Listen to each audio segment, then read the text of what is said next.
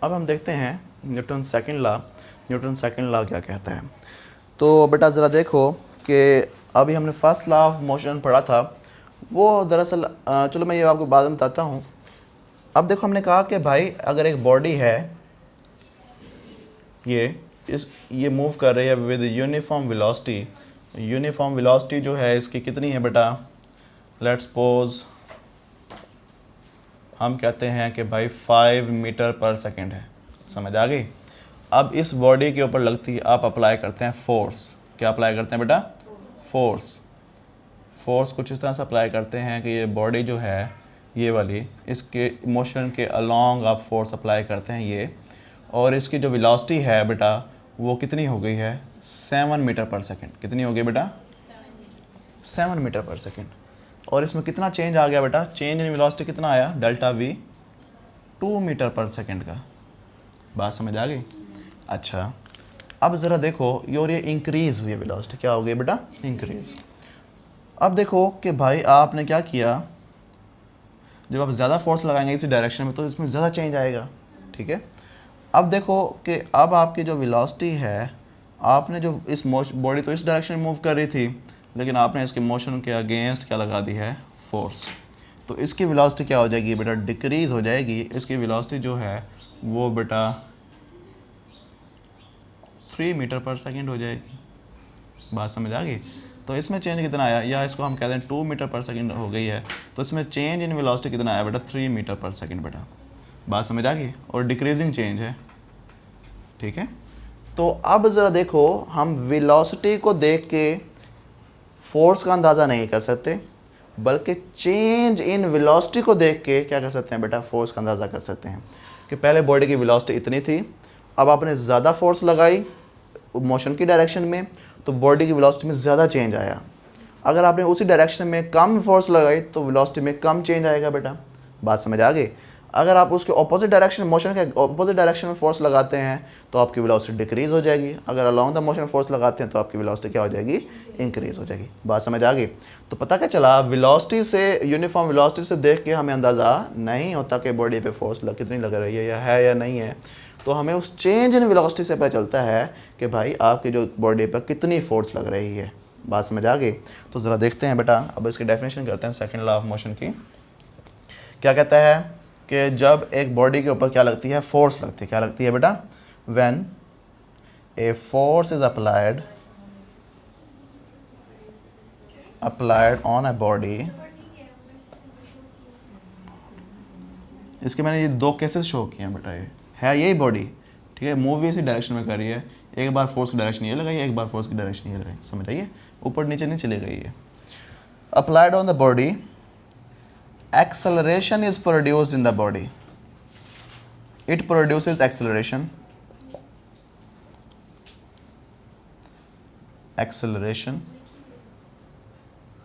in the body whose magnitude, acceleration के जो magnitude होगी बेटा, is directly proportional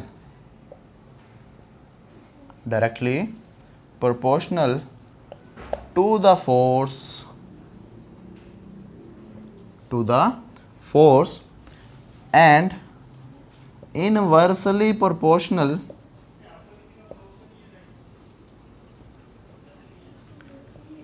to the mass of the body। बात समझ आ गई?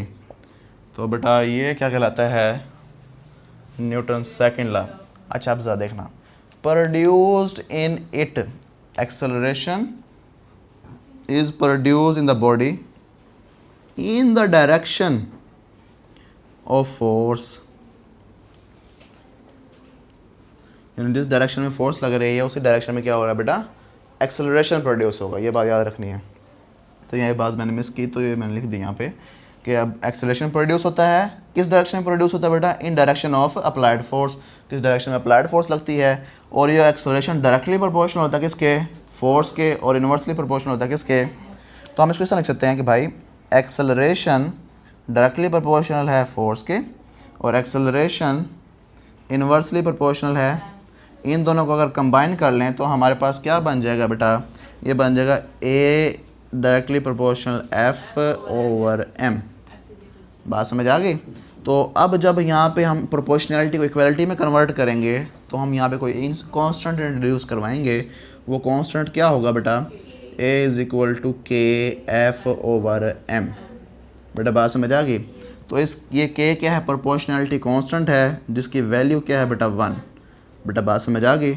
और हम लिख देंगे so A is equal to F over M. तो F is equal to M A. बेटा बात समझ आ गई। तो कोई बात समझ ना आई ज़रा पूछ लो। अब देखो ज़रा कि भाई F is equal to M A है, आपने फार्मूला निकाल लिया। तो फोर्स को आप यहाँ से मेजर कर रहे हैं।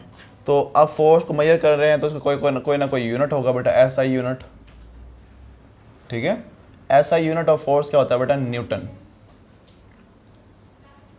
ठीक है, और वो बराबर होता है, इसका सिंबल होगा वो एन के, और ये बराबर होगा बेटा kilogram metre per second square. कैसे पता चला कि फोर्स का यूनिट क्या है बेटा, न्यूटन, और मास का यूनिट क्या है बेटा, किलोग्राम, और एक्सेलरेशन का newton metre per second square. तो kilogram metre per second square is equal to Newton.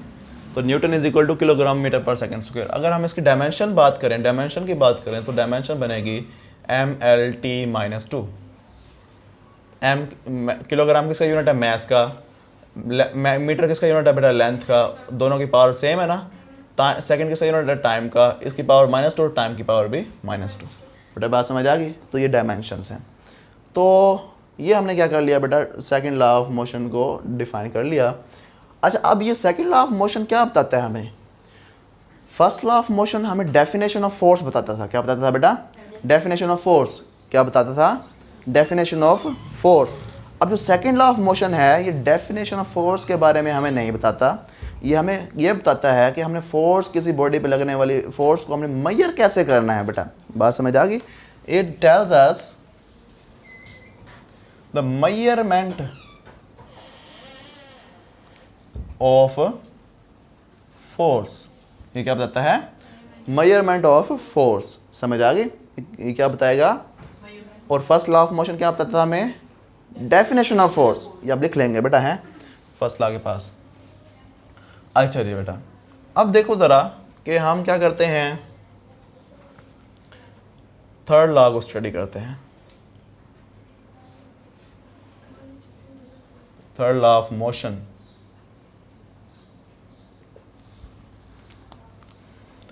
Third law of motion में बेटा ज़रा देखो कि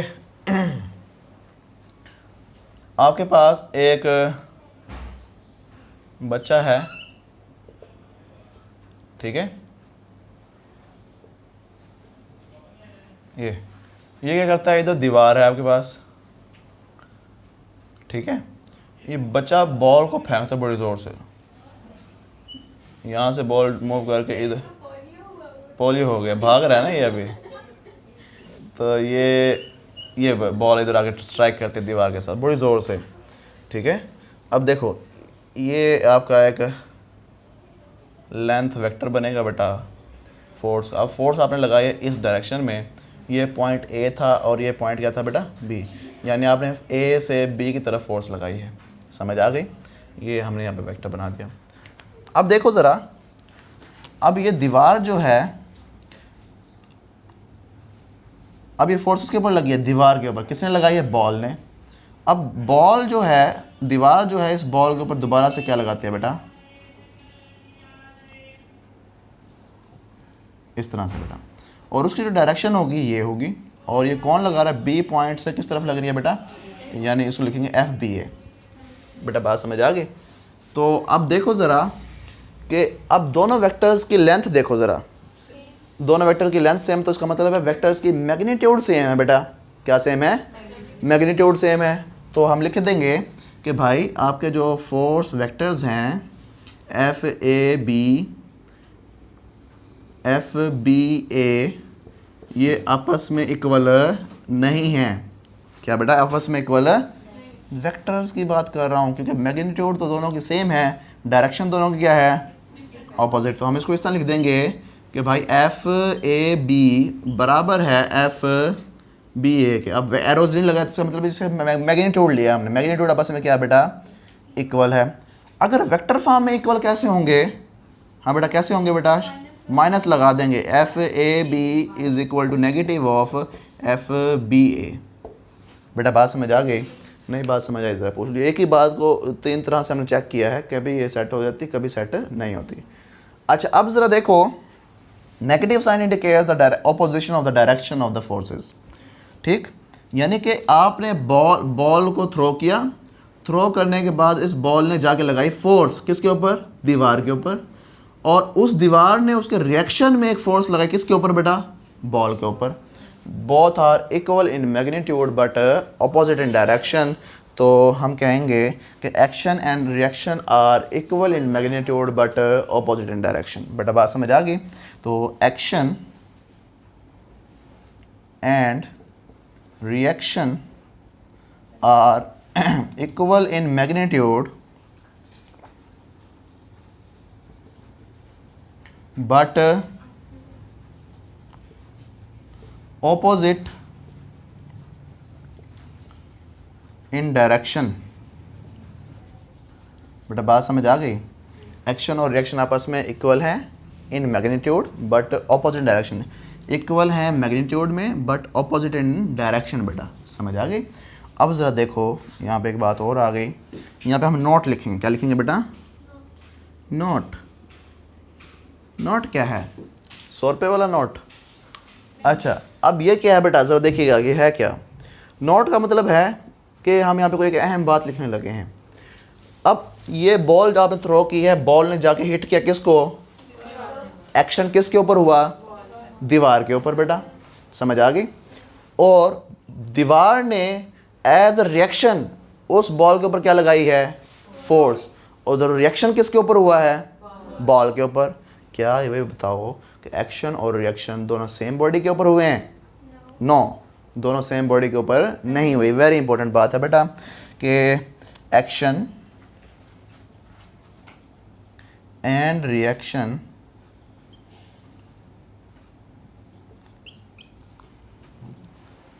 डज नॉट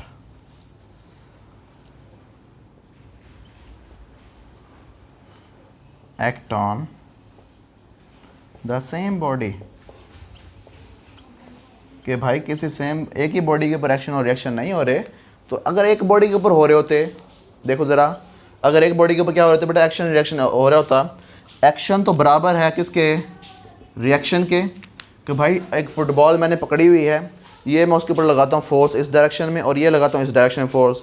फ़र्ज़ करें ये एक्शन है और ये रिएक्शन है। हम लेट्स एग्जामिन कर ले भाई, उसको एज्यूम कर लेते हैं। तो हम कहते हैं ये एक्शन है हो रहा है, ये रिएक्शन हो रहा है। ये किस दोनों फोर्स किसके ऊपर लग रही हैं, फुटबॉल के ऊपर। अब ये फोर्स की मैग्नीट्यूड और ये फोर्स की मैग्नीट्यूड आपस में इक्वल हो जाए तो क्या बेटा ये बताओ कि बॉल इधर या उधर मूव करेगी, वो इधर एक स्टेशनरी खड़ी रहेगी, because both the forces have equal magnitude and opposite direction. जब एक ही बॉडी पे ऐसा काम हो जाता है तो वो बॉडी बैलेंस रहती है, वो मूव नहीं करती।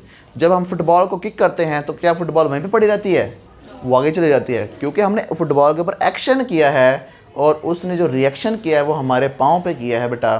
तो इसलिए फिर वो हमारा पाँव पीछे की तरफ जाता है और फुटबॉल आगे की तरफ जाती है। बेटा बात समझ आ गई?